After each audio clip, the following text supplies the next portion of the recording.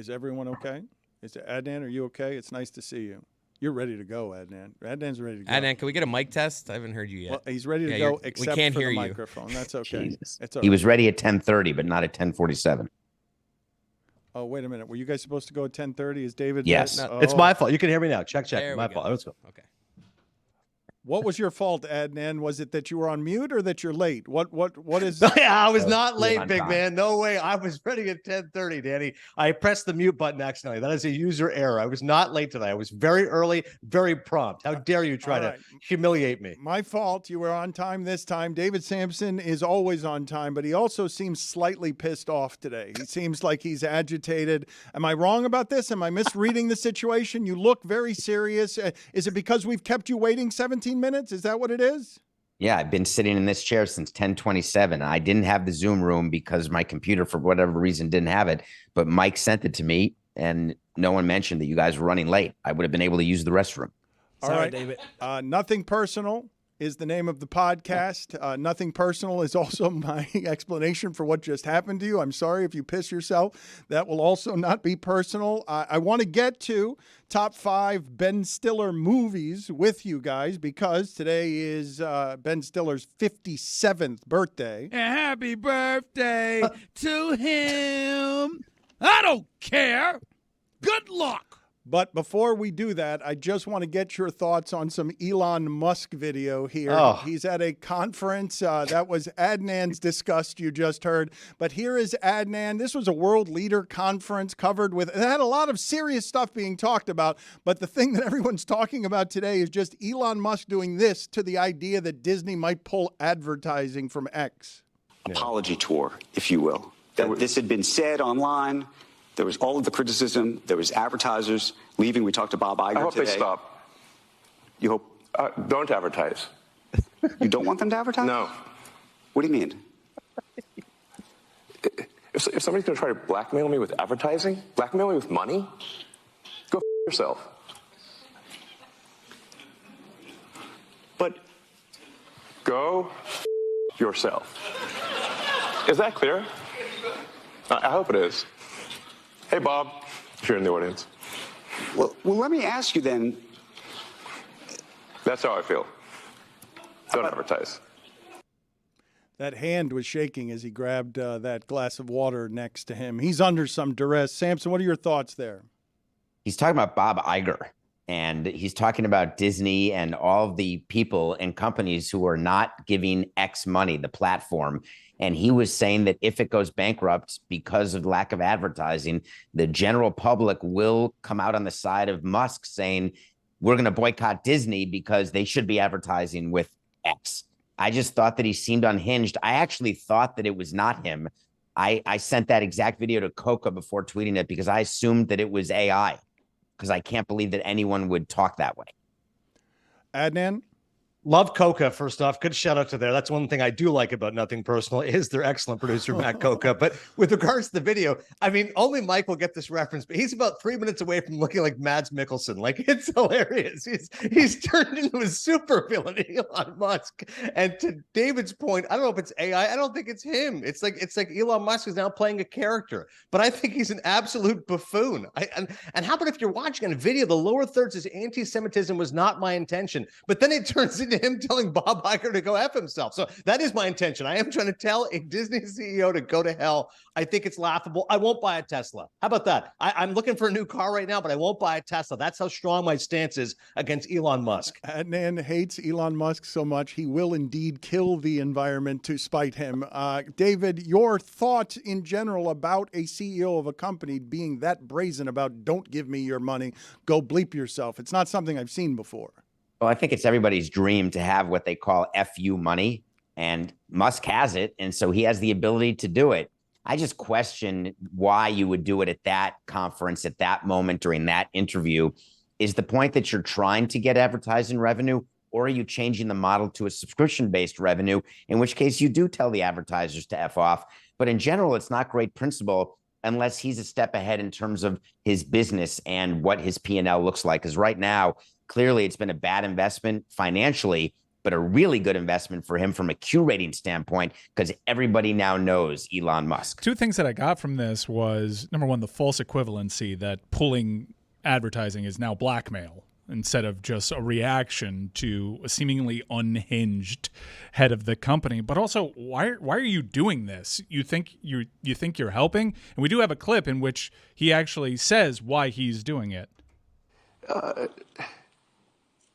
So I will certainly not pander. And Jonathan, like, the only reason I'm here is because you are a friend. Like, what was my speaking fee? You're not making any.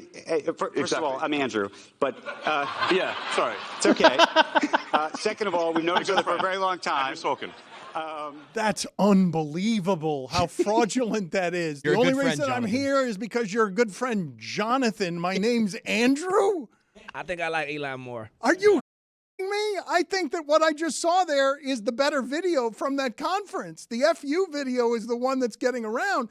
That's unbelievable. The only reason I'm here is because I'm such good friends with you, Jonathan. My name's Andrew. That So seems I will like a certainly mistake. not pander. And Jonathan, like, the only reason I'm here is because you are a friend. Like, what was my speaking fee? You're not making was- any. First of all, I'm Andrew, but Shouldn't have corrected him, Dan. Should have let it keep going. And at the end of the interview, said, listen, we are such good friends. We have spent so much time together. It really pains me to tell you, by the way, my name is Andrew. Incorrect. Should have corrected him faster, comedically, to do something funnier than Ben Stiller has ever done in his career. My name is not Jonathan, it is Andrew. But let's do top 5 Ben Stiller movies. This one has some potential here. Let's see if they pick any movies from the last 15 years. Samson, get us started. Number 5, Dodgeball. Dodgeball, if you're not laughing watching Dodgeball, then you're not a fan of movies. And Vince Vaughn, he's going to come up again. Number 4. But I love Rip Torn. I just want to mention Rip Torn's great in Dodgeball. Go ahead, David. Am I allowed to still love Tropic Thunder? I believe I am. I love the performance. I can still say I enjoyed the movie Soul Man as well. Those movies would not be made today, but Right. Tropic Thunder at number 4. Put it on the poll, Juju, please. Are you not a fan of movies if you did not laugh during Dodgeball? Number 3. Number 3, Along Came Polly. This is not pandering to Hank Azaria. This is a movie that I've seen 20 times pandering to someone who has a bad stomach, someone who's a bit OCD, and Brian Brown as the cameo of the guy who's trying to get insured. And of course, Philip Seymour Hoffman, an iconic role for him, not an Oscar-winning role, but that is a movie you can watch over and over. 20 times is 19 times too many. The only thing that's watchable is Philip Seymour Hoffman, one of my favorite actors ever. We got to go. I sharded. Basketball scene also fantastic.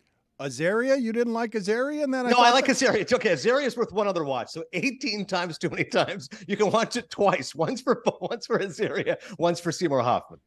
Number It's 2. fun. You lose your argument so quickly, Adnan. Someone says one thing and you change so quickly. It's I just love Hank. Yeah. Number 2, The Secret Life of Walter Mitty. What? So Walter Mitty is a character based on a book. And the movie, Ben Stiller plays someone who loses his mind and he finds himself in these strange situations. Oh, There's a cameo by Sean Penn where he explains that sometimes you should look at life not through the lens of a camera. Very powerful. The end of that movie, very emotional. no, David, I'm perplexed by this choice. So far, pretty good list. I'm perplexed by this. The Secret Life of Walter Mitty is a great short story. And Ben Stiller's a terrific actor. This was not a good adaptation. I don't even think Ben Stiller, if you asked him honestly, would admit this was a good movie, a movie that he is proud of, a movie that's the second best of his oeuvre. The book is far superior than the movie. This is an outrageous choice by you. It's perplexing books are how close often you are better to than that the camera. movie. My bad. I'm so sorry. I messed it up, guys. Blame me. Penalty box. Love the Cunningham jersey. Way to go, Juju. You were saying, Samson? I don't know. Are we saying? I was going to say number 1 while we're here. Go ahead. Keeping the Faith. Before you laugh, Adnan, Too late. did you hear the one about the rabbi, the priest, and the pretty girl? Yeah. I was about to say the premise of it is funny. I remember the movie. I forgot most of it. It's not very memorable. Edward Norton, it's a good cast, but this is the best Ben Stiller movie ever for you? Ed Norton directed it. It's also my favorite Ed Norton movie, so it's both. Jenna Elfman. Jenna Elfman plays the best friend, and they Darwin, meet Greg. as children. And it turns out that the rabbi falls in love with one of the best friends, and the priest sort of also falls in love, but he's a priest. And it is a story about three best friends. When love happens, what happens? It actually has a lot of important lessons. It's called Keeping the Faith. It's funny, it's smart, and any movie with Anne Bancroft, that's a movie you need to watch. Well, the Anne Bancroft point is salient, but the rest of the argument is ridiculous. That is a completely underwhelming movie. I saw it once. It was completely forgettable and disposable. That's a B- C+ movie.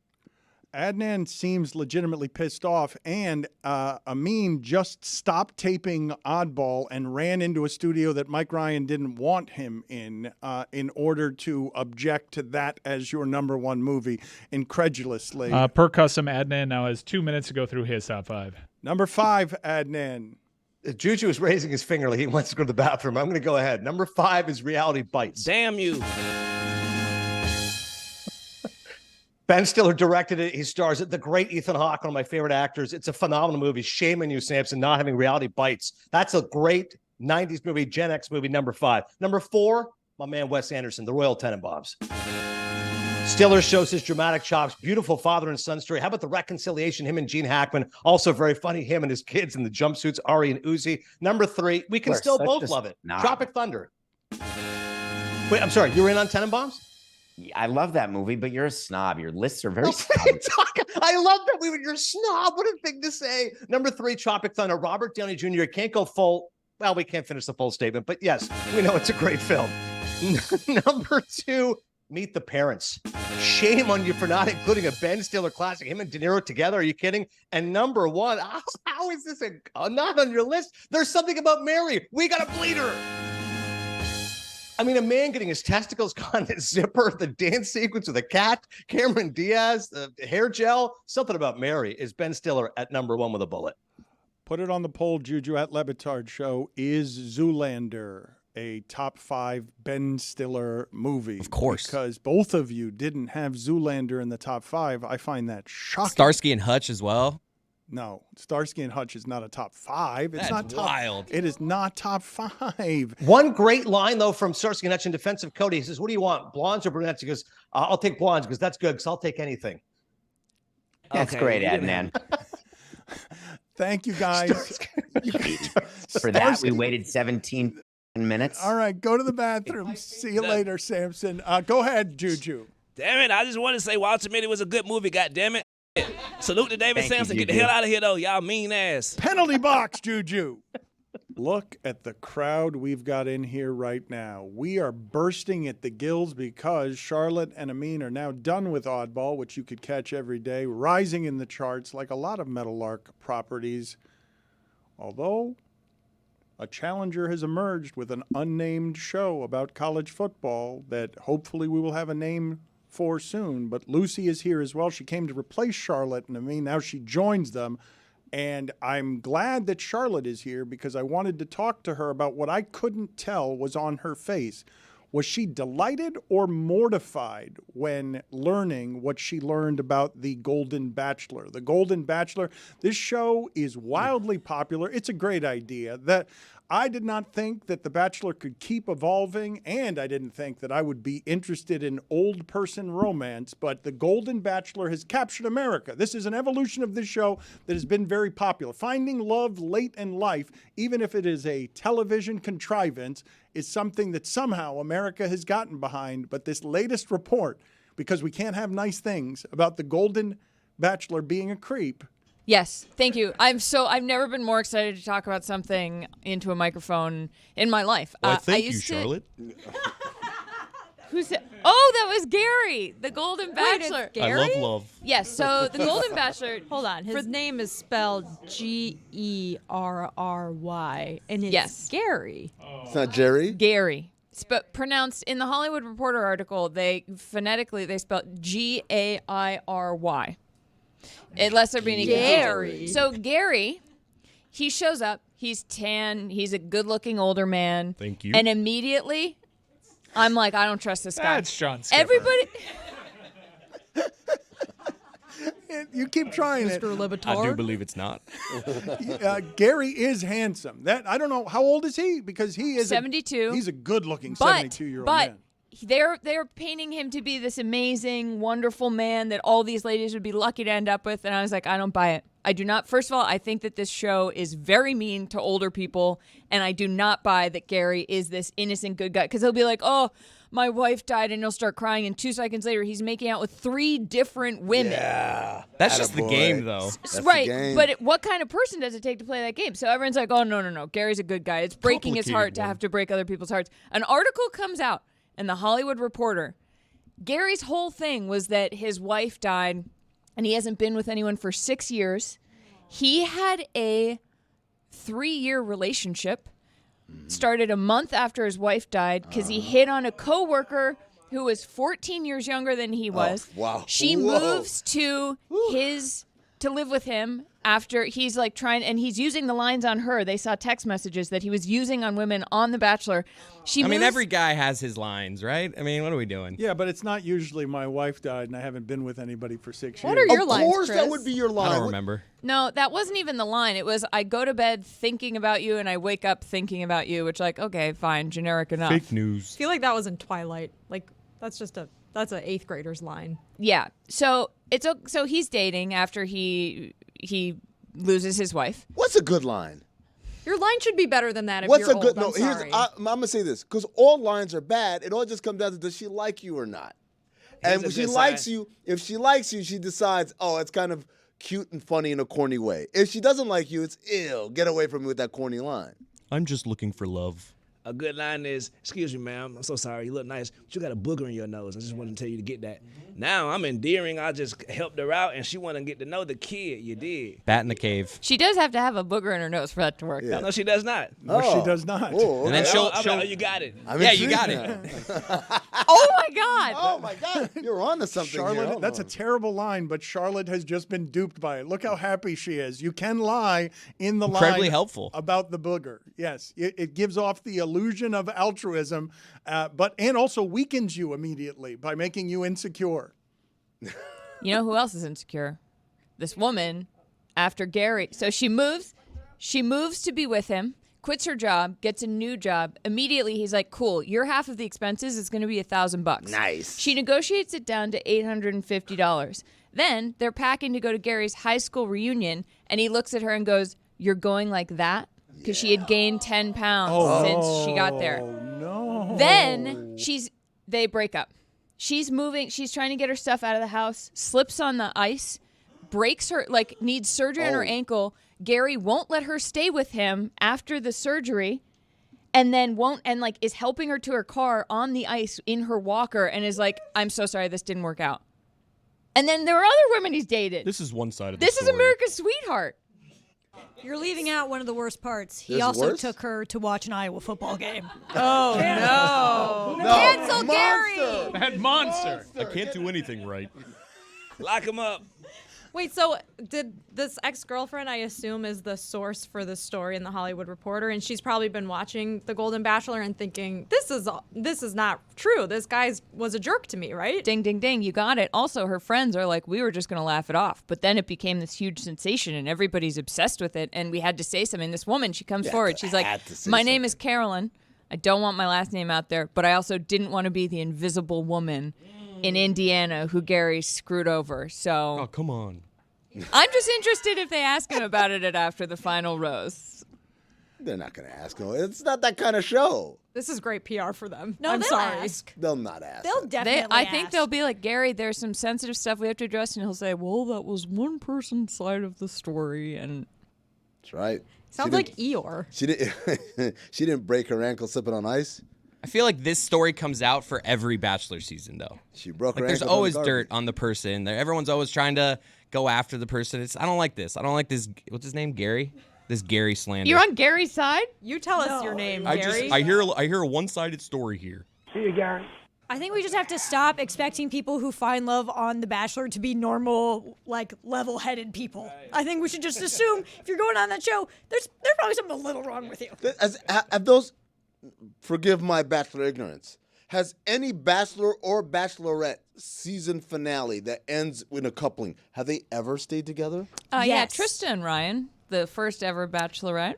Jordan Rogers, Aaron Rodgers' brother, he won Really? The Bachelorette, and they're still together. That was a long time ago. Yeah, I remember that. That was 3 what- for 75.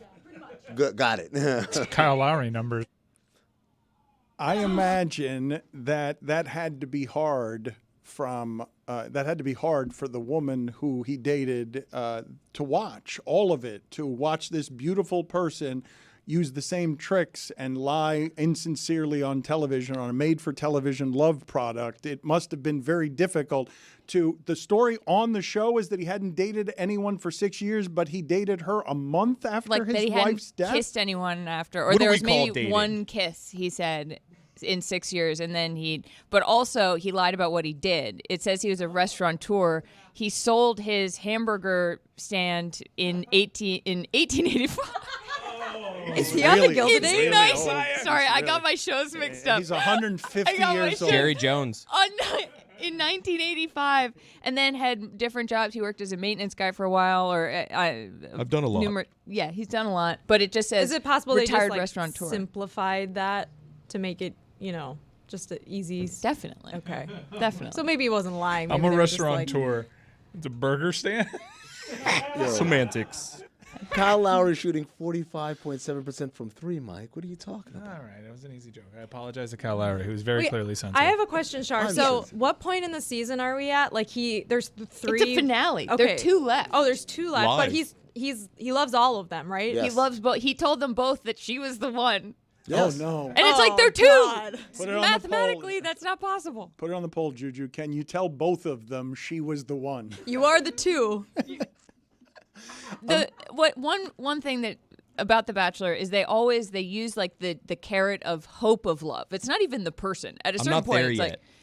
They always talk about like getting there. Yeah. Yeah. I'm almost there. I like you. But it's also like that what they're selling really, like what the prize is, it's not an engagement. It's like you found someone and then the aftermath of the show, you're left to deal with whoever that person is. But so like 25-year-olds leave the show and they're all crying and they're like, I'm never going to find love. And they're married 4 years later. 70-year-olds leave the show and they're like, this is I'm it. never going to find love. And you're like, oh my God. This is the end of the road. I just hope their DMs are filled with lovely old men trying yet you're to crushing take them me. out. Hello, Gertrude. My name is Ben. I would love to take you out on a lovely meal. Wait, Charlotte, I have another question. You have to go potty? I'm old. Old people generally have to go potty. Gertrude, you have a booger in your nose. He told one of the contestants that he loved them like in front of her family and then eliminated her in the next round, right? I meant it. And it took until the Hollywood Reporter article for people to be like, this guy's maybe yeah. not a stand-up gentleman. I want to say whole time I was like, Gary's an F-boy. We're out on Gary. So I you don't trust knew. Gary. Also, who among us, who wants our exes talking to the Hollywood Reporter, man? Put it on the poll, Juju. Do you want I do. do you want your ex talking to the Hollywood Reporter? Dan. Put also on the poll, are any 80-year-olds slipping into the DMs? Because My grandma. I'm not sure. Is that a thing that's happening? Do you think She's a that's freak. You think 80-year-olds are active on social Yeah. media? Most of them are between the ages of 61 and 72 on the show, I would say. They're not even that old. Perfect. Yes, I do think that I think they're sliding in. I think Susan, my favorite. Oh, I love Susan. She's from Philly. She made meatballs and it made her fart. It was the greatest moment of the show. What? She said she's been getting a lot of messages. So, Should, put it on the poll as well, Juju. Should the meatball farter be getting a lot of messages at Le Meatball Batard farter. Show? Not to conflate dating with venereal disease, but these senior communities are cesspool for VD. True, and they're active with Thanks. sex. I just don't think that they're active with DMs. I don't think that They slip a lot, just not into DMs. that is correct. That was my joke. Chris. I loved your work as Gary, Chris. I also love Juju Gertrude, an excellent old woman name like Edith. If you have any other nominees on Juju as an old person flirting with an old woman, Yes, telling her, Yes, Juju as an old person flirting with an old telling her to take a booger out of her nose. Juju, I don't understand why you think that's a good line. I think that will incapacitate. Dan, you're out of the game. I can show you how it was a good line. You feel me? You did. Salute to you, sis. I see you. we derailed into Charlotte's obsession with the Golden Bachelor. I don't know, Chris. Do you watch this alone? Do you watch this with your wife? Is it a weekly thing? You have not shown this kind of enthusiasm for this television show. I'm learning right now how obsessed you are with this show. Is this a night you spend with your wife? No, I watched the old one, but I just like this guy Gary because of his voice. Okay. I love the woman of my dreams is in there. I just like mocking him. I honestly haven't watched this season. Before we move on from Golden Bachelor, can you tell us about the interview where the lady ripped a fart for like 10 seconds? Yeah, so they ran a best of at the Women Tell All. And one of it was behind the scenes footage where Sandra's sitting in the. So Sandra's lactose intolerant. She ate a bunch of ice cream. And then she's sitting in the confessional and she goes, 1 sec. And just farts for the longest time. Wait, she lifted up a cheek? She lifted up a cheek, stares directly into the camera. And it was odd. I mean, women were falling. Sandra was in bed for 2 days because she ate too much ice cream. Nancy, I think, sprained or fractured a bone playing pickleball. Dangerous game. They were dropping like flies. And I was like, this is a health risk. Like, you got to sign your life away if you're 60 plus going on the Golden Bachelor. The fart was endearing. I want to see the real them. Jessica, did you just shout, "She's my hero," because she lifted up a cheek and farted on television On for 10 ABC. seconds? That's incredible content. And like, who among us? Everyone with lactose intolerant eats ice cream anyways, right? That's like the most human trait. And they did it because they were playing a game of Never Have I Ever. And if you'd done the thing, you had to eat a scoop of ice cream. Oh, my God. And Sandra was she'd done some stuff, so she ate a lot of ice cream. What kind of stuff? Well, they were like, have you ever hooked up in a car? And then, like, have you ever slept with a married man? She didn't say yes to that one. April was a freak. Here's the thing. Have you ever hooked up in a car? That's the generation that exclusively hooked up in cars, right? Lover's Lane. Yeah. Lover's like Lane. like very Grease vibes. On the corner of Power Line and 441. Amin came in here, though, before we got derailed by Golden Bachelor stuff. He rushed in here because he was objecting to the Ben Stiller lists of both Adnan and David Sampson so furiously. And what I didn't understand, because you were hovering around Mike in a room filled with mics, but you didn't go to any of them, and you just ran in and looked incredulous and then ran off. You didn't say anything. Well, there's a couple of things I'm accomplishing with that, Dan. First of all, I knew the clock was short, and I knew Adnan had to get to his list. So I knew me talking, even though I had a lot to add to the conversation, would be disruptive. Number two is I'm always constantly trying to value add to the YouTube audience. Yes, the listeners, we love you. We have fart video. What? We've got breaking Sandra? news. Hit it. Hold on a second.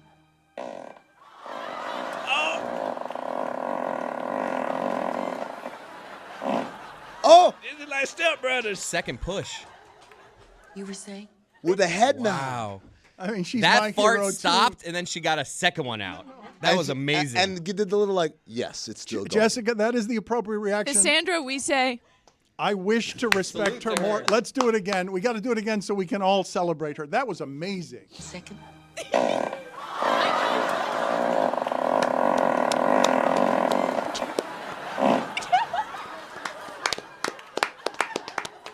You were saying? Bend your head back. Hold on a second. I can't play this enough, at least in part.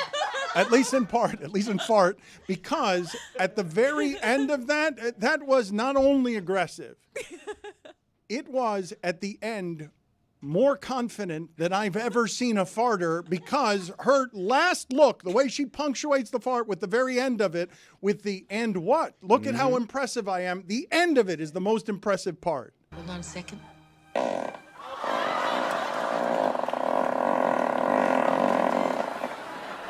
Yep. Mm-hmm. She came in extra with the eyes at the end. She looks like, the meme from America's Got Talent of Diddy staring at this dude and they're not saying anything. And the dude at some point just kind of like, yes, I'm doing this. That's how she looked like. Do you not find the length of that a bit startling? I don't think that I've ever farted like that for that length of time. That's an endurance. I don't believe you. What's your longest fart? I was close to that, but that seemed especially long. That's the look of an emotional terrorist that she had on her face.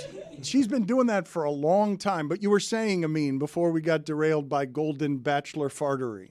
What was I saying? You were talking about Ben Stiller and your objections to Adnan Sampson. Yes. So I knew the clock was short. Also, I like to add value to the YouTube audience with extra things that you couldn't hear. So, you go to YouTube and you say, oh, wow, Amin was doing all these things that I didn't hear listening to the podcast. So youtube.com/whatever our LeBatard Show handle is. At LeBatard Show. There you go. Look, man. There's a couple, I understand, but at LeBatard Show is the easiest because it's uniform throughout our social channels. Awesome. The sincerity, I love it. The Stiller movie, first of all, they're cowards. Both of them are cowards because they know Tropic Thunder is number one. They know omitting it would be too cowardly, so they put it lower on the 4 or 3. It's one. It's one and not even close. No, something about Mary, a slapstick comedy, which I would argue is more offensive than Tropic Thunder.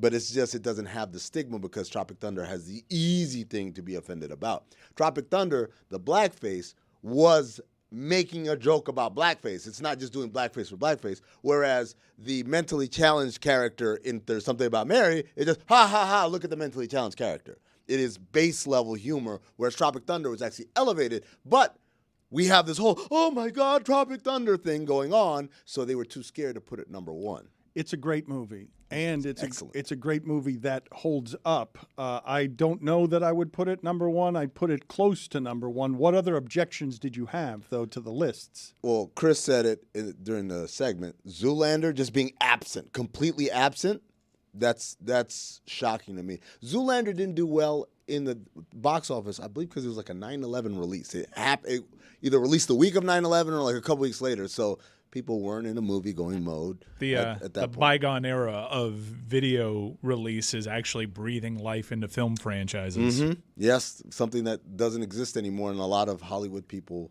bemoan that, the idea that you used to make a movie, and it would do whatever it did in the theater, but then you'd make your money up on selling the physical copies of VHS and DVDs. Well, because of streaming now, nobody really buys this stuff as much anymore, so the smaller independent movies that aren't expected to do well in the theater can't have a second life becoming a cult classic. What's weird is the television industry has actually gotten that for the first time where things like Suits become massive because of streamers and they're constantly in the top 10, that all of a sudden people realize, oh, there's more money to be had here. Mm-hmm. And then you have a reimagining or reboot of Suits several years after its run. Well, I think the crazy thing there is how are the residuals calculated for that, right? Is that count as syndication in the same way that, watching Suits, for example, if not UPN, that doesn't exist anymore, but like if CW decided to run Suits, would you still get the same kind of leaks or residuals? You know what I miss?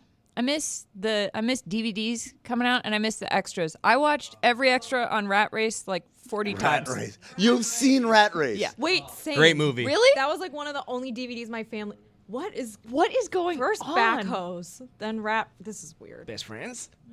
What was your favorite character in Rat Race? Mr. Bean. The cuter one. Bennett. Somebody. He's married to a jewelry designer now, I believe. Rowan Atkinson's always Mr. Bean. No matter what. Or Blackadder. I'll give him Blackadder. They also forgot Heartbreak Kid. I feel like that should have been on somebody's list. That was a Thank funny you. ass movie. That was, by the way, that's the movie that has the greatest lying ever. Ben Stiller's character, who I don't think if you watch the movie you'd walk away and say, oh, that guy's he's a habitual liar. But in that movie, he tells several magnificent lies without missing a beat, including one where he's gone out, he's on his honeymoon. This is the plot point. He's on his honeymoon, and he realizes on his honeymoon, I think I've made a terrible mistake. And while he's on his honeymoon, he also meets another girl who seems to be much more simpatico with him. And so he goes out on a date with the other girl while his fiancée is in the room sunburnt. And when he comes back, she's like, where were you all day? And he talks about going golfing with Patagonia representatives, including one guy named Six Toe, because he climbed Mount Everest and he got frostbite and the toes on the outsides fell off. So now he's got 6 toes. But here's the funny thing, helps his golf game. And all of this is just one continuous long lie. She keeps asking him, expository questions. He has a lie ready for every single moment. It is a fantastic film. It's the best way to lie with a whole lot of details. It's why I'm so disappointed that Stugotz hasn't gotten better at lying over the years, because all you have to do is keep giving good details, but he's gotten lazy about even that. I'm going to seize on the residual conversation because I saw a video online that I want to play for you and the audience. Everyone's doing their Spotify Unwrapped. We talked about this a little bit yesterday, and Weird Al Yankovic actually took the opportunity to talk about Spotify Unwrapped, and it kind of ties into residuals. Hey, how you doing? Al here. Look, I'll make this really quick. I just want to thank you all for your amazing support. It's my understanding that I had over 80 million streams on Spotify this year. So if I'm doing the math right, that means I earned $12. So, enough to get myself a nice sandwich at a restaurant. So from the bottom of my heart, thanks for your support, and thanks for the sandwich. Yeah. An amazing pioneer, that guy. Oh, man. I love Weird Al. First of all, 80 million streams, at least 17 million. This guy right here. Especially with the kids in the car. Oh, man. That's a guy who loves a long fart joke. I've seen our Spotify numbers on these Unwrapped, and it's always flattering, and then I've seen their charts, and something's going on over there.